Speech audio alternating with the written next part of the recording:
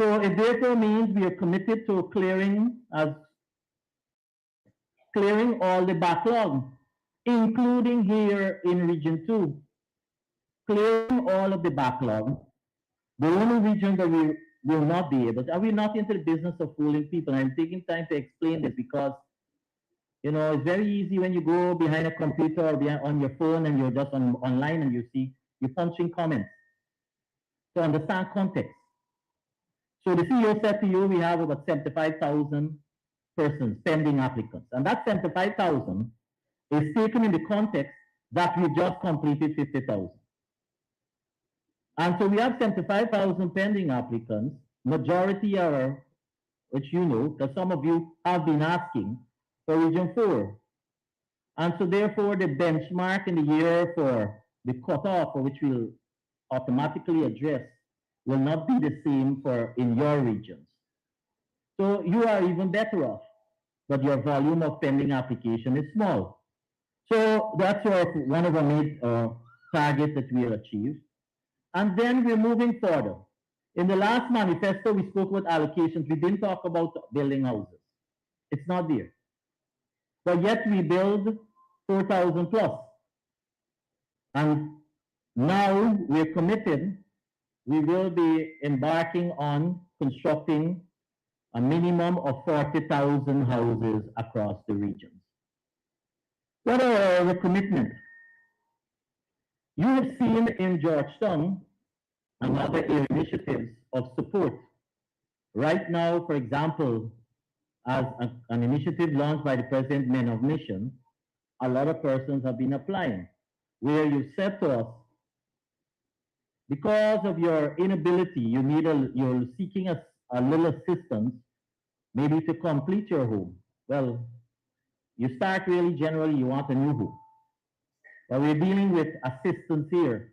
So you've seen in the past initiatives that gear towards, whether in the form of subsidies or in the form of the materials, support for assistance who want to do a little repairs and they cannot afford it. So when the budget is out, you will hear much more in this. I won't say anything further, but it's there in our manifesto, a commitment on a direct financial assistance towards home construction, as well as home upgrades. So that's one of our commitments moving forward. So no sense you ask that today because you will hear that will be a separate program that we will come back and deal with extensively. And we've had a number of programs that are focused on whether it's for hinterland, whether it's for vulnerable sections or direct assistance for hinterland, for single women, youth, encouraging youth. Now, the difference now is that those in the past were waiting for years. But a person as young as 22, so I'm saying this because, as I said, we have a lot of social media commentators. A person as young as 22 can be able, on an allocation, to be allocated because the entry point is 21. That something would have been unheard of in the past because you would have been catering until you reach 40 something and whatever else. And your mother and your father nagging, you gotta get out your house, you're playing big man or woman, you gotta go on your own. Young people now have an opportunity to owning their own home at a young age, early 20s. That's what the difference we're embarking on. And when we say we clear the backlog, therefore means if you would have applied before 2024 or by the end of 2024, you are part of the team that we will clear. And the overarching objective that we've achieved will mean that in that 50,000 house lots, Essequibo would have benefited. But we've had challenges. We have had challenges in the sense that in one area, and I'm giving you this so you don't have to ask, in one area, St. Joseph Buxton, persons who have been allocated there have not been able to see their lot. Right? Well, we have already, there is a program, and the major issue there is not on the infrastructure side, it's not on the infrastructure side on our ministry, it's with respect to drainage and irrigation. So through the Drainage and Irrigation Authority, there are two projects that are being implemented, not to be implemented, being implemented. One is in the first phase, which sees the construction of 0.7 kilometers of drainage channel and a structure, which will lead from the new scheme, that is the one that we've allocated on, that will lead from the new scheme to discharge into the Pomeroon River. There is an ongoing project to the tune of $44 million, which has been awarded, and the contractor, as I speak, is mobilizing. It is anticipated we want for that to be completed within another 3 months. And then there's a second phase to address irrigation with a project already awarded, and that is the installation of one 80 cubic mobile pump, which is being brought in because obviously we don't have that locally, and that has been awarded. And that pump is expected to arrive and be installed at Charity by the end of February. So we're looking for no later than 3 months from today, so if you want to say by the end of April, to have for the people of Charity to be able to permanently address the waterlog or the flooding of the accumulation of the water that is causing flooding. And that is why those persons that are allocated there have not been able to move on to their lots. We do have some persons have been asking for transfer, etc. And so those we are addressing, but I can assure you we have a program to deal with the issues. The other thing I want to make mention of, because when you were here the last time, or when we were here the last time, a number of queries came in relation to outstanding processing of titles.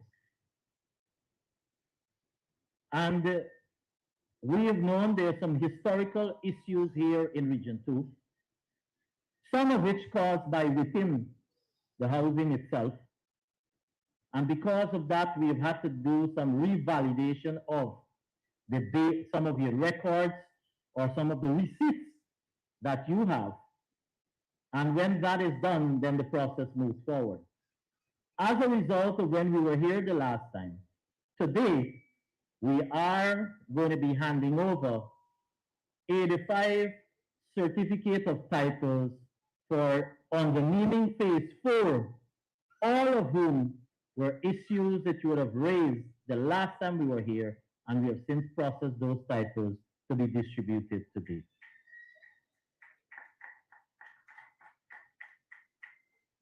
Now, I know there are others within the on the name area who say you didn't see your name or you haven't heard anything else. So we're working at it, and I want to recognize we have a regional housing officer. I was in the left of my eye earlier, but I want to recognize this. If you can come forward so everybody can see you. Right. So I want to recognize our regional housing officer standing. And so he has been working with the team to address some of these backlogs with respect to ownership in terms of areas that we have allocated. Now you have other issues of other areas where we're regularizing, and as a result, we're working also in some areas with the AG chambers because there are some exercises led by the Honorable Attorney General working with Lands and Survey to also address the ownership of some of the older areas. Our commitment, therefore, is that we must have no area left in this period, no area left for which we do not have the proper documentation for ownership. That's our commitment. Now, the final, I know you're waiting a while, so I'll wrap up with these two final comments. One is that as a result of our commitment to be able to clear our pending applicants, so where are the areas we had allocation? Charity, as I just mentioned, St. Bungstead and Joseph. On the naming, well, in the past, different phases, and now you're on to phase 5. Havanarik, the new area that we've started, and the Havanarik area, we are about 35% complete with the infrastructure. So within this year, you will be, those persons allocated there will be able to have access or to see their land and onward for ownership within this calendar year of 2026. The next set of areas that we're working on, therefore, to clear our backlog, for which when we'll be back, we'll deal with the new area with some further land within the Havanarik area for which we will be allocating on our return here to Essequibo. So I did say two final comments. So that was one. The second one is, CEO alluded to an aggressive housing construction program. Essequibo here, except from what was done during the time in collaboration with Food for the Poor, has not seen us at Housing to say on this current aggressive program building houses in Essequibo. We will therefore be commencing, and the team are working on, we will be building within a block within the on the Neeming phase 4 area for some moderate income houses, so those will be some 3-bedroom houses. And in the Havanarik area, in the area that where the construction is ongoing now, so that's in the existing, well, new area that is coming on stream, we will be building some low-income houses there too. So it's time for the people of Essequibo, like what you see in other regions, for to be able to have an opportunity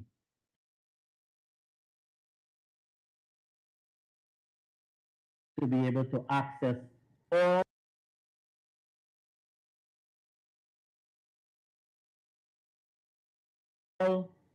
services that we provide here at the Ministry of Housing. So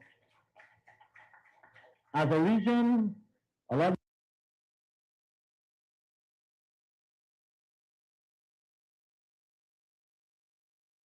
is, and one of the hindrances also in the past has been to be able to acquire loans, and that is whereby you have to put up the 5% as collateral, etc.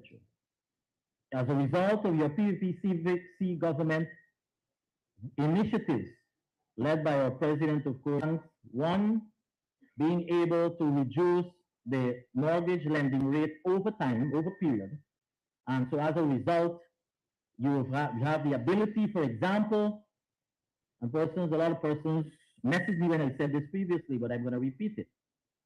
Even someone who is working on the part-time job can be able to pre-qualify for a low-income mortgage lending or for low-income mortgage house. You can.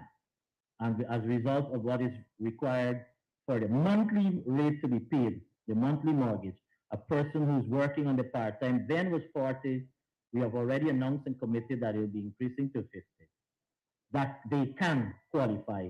So therefore, even persons in certain end of the job scale has an opportunity for home ownership much earlier than you could have imagined. So our aim is not about just allocating lots, it's about ensuring that we work with you, and as the president said in the case of Region, when he was in Region 5, holding your hand or leading you in the process and helping you to be able to quickly acquire your own home to secure a tenure for yourself and for the next generation, your children that are here in the next generation, so that every one of us can continue to be part of this uplifting and the upgrade as well as the transformation improvement of this beautiful country called Guyana that we are all part of. So thank you all for your patience, and also we're following this exercise.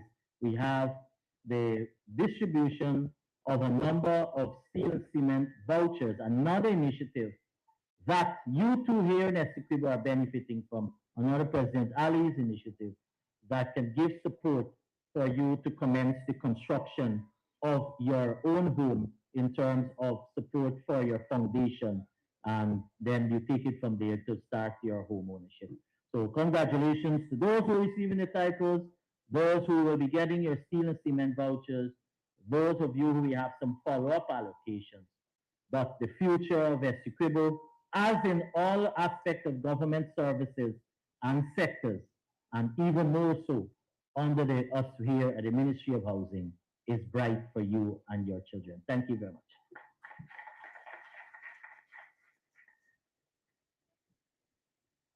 Thank you very much, Minister Kroll and the previous speakers. We must appreciate the fact that the common message shared today in all the remarks is it's evident that our government is committed to uplifting the lives of Guyanese citizens. We're not just talking about the housing sector, but across all sectors. As we draw closer to the highlight of today's activity, I'll now invite our Regional Housing Officer, Mr. Kavindra Prasad, who will walk us through the first demonstration for the first batch of persons who will be allocated lands today. Mr. Prasad?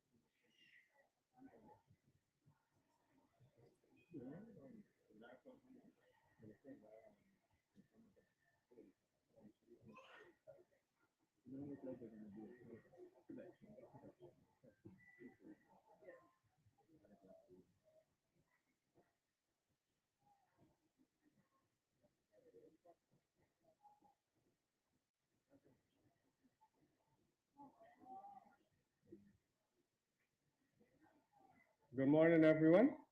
Head table. My name is Kavendra Prasad. I'm the housing officer for Region 2 for the past 6 months. And today, I thank you for coming here. Well, all protocol followed. The head table welcomes you too. Today, we asking you to follow the instructions of our staff, because not all of us are here for the same thing. For the purpose of allocations, you would have to be vetted by the staff, after which you would pull your number from a bag, and then you would have to go with the staff will process it, then you make your payment, and you have to photocopy your documents. That will be it for allocations. For titles, the same thing goes. You'll be vetted, agreements of sales, and original receipts. For steel and cement, the same thing. The staff would have you sign the document, after which you uplift your voucher. And some of you may be lucky enough to have a photo taken. All right, thank you very much.